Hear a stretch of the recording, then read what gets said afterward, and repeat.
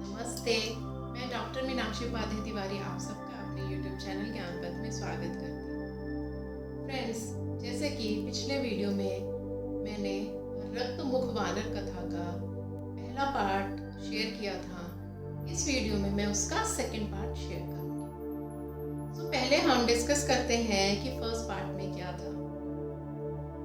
एक समुद्र के किनारे जामुन का पेड़ था जिसमें बंदर रहता था और वहाँ उसका एक फ्रेंड करालमुख जो मगरमच्छ होता है उससे आके मिलता है। उन दोनों में दोस्ती हो जाती है और फिर एक दिन जो करालमुख है अपनी वाइफ से मिलवाने के लिए को अपने घर ले जाना चाहता है। सो हम स्टार्ट करते हैं सेकेंड पार्ट स्टोरी का। तो जब रक्तमुख ने अपनी प्रॉब्लम बताई कि उसको तैरना नहीं आता है, तो करालमुख क्या कहते हैं कि घबराने की कोई बात नहीं, तुम मेरी पीठ पर जम करके बैठ जाना और मैं तुमको पानी के बीच में से तैरते हुए अपने घर तक ले जाऊंगा, अपनी प्यारी प्यारी भाभी से मिलना। तो ये डील दोनों में फाइनल हो जाती है। अब जैसे ही टाइम बीत जाता है, शाम होने वाली होती है और करालमुख से कहता है कि तुम मेरी पीठ पर बैठ जाओ। अब जो रक्तमुख है वो पीठ पर बैठ जाता है और करालमुख स्पीड से समुद्र के बीच में से अपने घर की ओर चलना स्टार्ट कर देता है। जैसे ही वो समुद्र के बीच में जाते हैं तो करालमुख मन में सोचता है कि मुझे अपने मित्र को धोखे में नहीं रखना चाहिए, मुझे इसको सच बता देना चाहिए कि इसको मैं अपने घर क्यों लेके जा रहा हूँ। तो वो रक्तमुख को सारी बात बताना शुरू कर देता है। अब रक्तमुख क्या सोचता है कि अरे मुझे तो तैरना भी नहीं आता है और हम वैसे भी पानी के बीच में आ गए हैं और अब तो मुझे अपनी जान बचाना असंभव सा लगता है।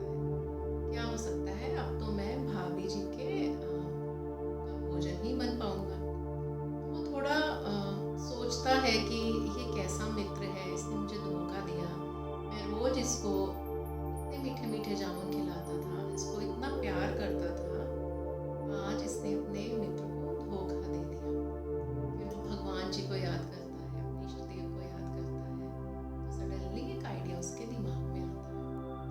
तो रक्तमुख कहता है कि अरे फ्रेंड, बस मित्र, इतनी सी छोटी सी बात, अरे तुमने मुझे पहले बताया होता तो मैं तो खुशी खुशी अपना कलेजा लेकर भाभी जी के चरणों में रख देता। अब क्या है कि पानी में मेरा कलेजा ना भीग जाए, इसलिए मैंने अपना जो कलेजा है वो पेड़ पर टांग कर रख दिया, छुपा के रख दिया है।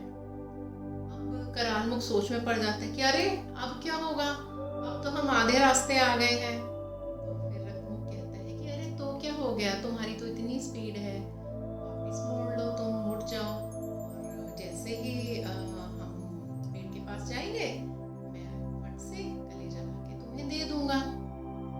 अब जो करालमुख है वो सही मान लेता है, तो वो बहुत खुश हो जाता है कि मेरे मित्र को कोई प्रॉब्लम नहीं है मेरे इस डिसीजन से। वो टर्न ले लेता है और करालमुख और स्पीड बढ़ा के किनारे तक आ जाता है। जैसे ही वो किनारे पर आता है, जो रक्तमुख है वो फट से पेड़ पर चढ़ जाता है। अब करालमुख क्या कहता है कि अरे क्या कर रहे हो, जल्दी आओ, देर हो रही है, जल्दी से अपना कलेजा लेकर आओ, तुम्हारी भाभी भूखी होगी, वो तो कल से अनशन पर बैठी हुई है। थोड़ा सा मुस्कुराता है, कहता है कि अरे मूर्ख, क्या किसी प्राणी में दो दो लीवर होते हैं, दो दो कलेजे होते हैं, जो मेरे दो दो होंगे? करालमुख कहता है कि अरे क्या मतलब है इस बात का? रक्तमुख कहता है कि मतलब क्या है, तुमने मुझे धोखा दिया और मुझे एक आइडिया आया, मैंने भगवान का नाम लिया, मुझे एक आइडिया आया और मैंने अपनी जान बचा ली। वो कहते हैं कि नहीं, तुम गलत हो, तुम्हें नीचे आना होगा अपना कलेजा लेकर, और तुमने तो प्रॉमिस किया था।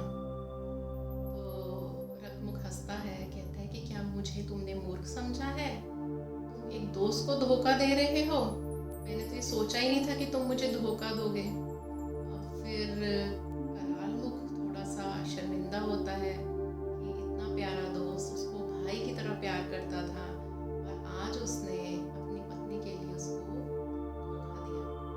तो फिर वो थोड़ी देर के बाद सोचता है और उससे क्षमा मांगता है कि नहीं, तुम मुझे माफ़ कर दो, मैंने गलती की।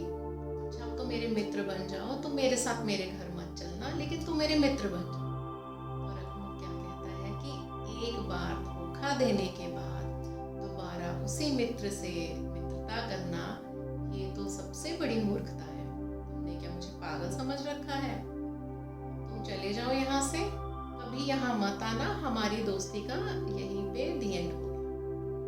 अब करालमुख समझ जाता है कि रक्तमुख अब उससे दोस्ती नहीं रखना चाहता। करालमुख अपना मुंह लेकर अपने घर वापस चला जाता है। सो फ्रेंड्स, ये जो स्टोरीज है, हमारे लिटरेचर का ये जो पार्ट है, इनका पर्पस क्या है? कि अगर हम कभी इस तरह की प्रॉब्लम्स में फंस जाएं तो हमें आइडियाज़ आ सकते हैं कि उस प्रॉब्लम से हमें कैसे बाहर निकलना है। ये कोई ज़रूरी नहीं कि हमारी प्रॉब्लम सेम स्टोरी वाली प्रॉब्लम हो, उससे मिलती जुलती भी हो सकती है। हम अवेयर हो जाते हैं कि अगर ऐसी कोई सिचुएशन आ जाए तो उससे कैसे हम फट से बाहर निकल सकते हैं। तो स्टोरीज़ का तो यही पर्पस होता है, मॉरल होता है। जो हम शिक्षाएँ लेते हैं तो हमें ये ज्ञान हो जाता है कि नहीं नहीं, ये काम ऐसे नहीं करना है, इस राह पे नहीं चलना है, नहीं तो इसका नतीजा वैसे निकल सकता है। सो ये जो कहानियाँ हैं, ये हमें आगे मोटिवेट करने के लिए होती हैं, शिक्षा देने के लिए होती हैं, ताकि हम अपने घर, परिवार, सोसाइटी और अपने देश में हम एक निश्चित व्यक्तित्व के साथ जिएं और हम अपनी लाइफ में आगे बढ़ते जाएं, उन्नति करें। तो फ्रेंड्स, इनसे शिक्षाएं भी मिलती हैं स्टोरीज से। तो इस स्टोरी से हमें बहुत सी चीज़ें सीखने को मिल सकती हैं कि कभी भी उस व्यक्ति पे हमें ट्रस्ट नहीं करना चाहिए जो हमें एक बार धोखा दे चुका है। या मतलब अगर हम उसको ट्रस्ट करेंगे तो वो दोबारा धोखा देगा, फिर हम और बड़ी प्रॉब्लम में फंस सकते हैं। सो सबसे बड़ी टीचिंग तो मुझे यही लगती है, stay away from cheaters. So friends, ये थी story first part and second part. फिर मिलेंगे नए वीडियो में नए टॉपिक के साथ। लेकिन हाँ, मेरा चैनल लाइक करना, सब्सक्राइब करना, शेयर करना और कमेंट करना मत भूलिएगा। फिर मिलेंगे नए वीडियो में नए टॉपिक के साथ। जय श्री कृष्ण।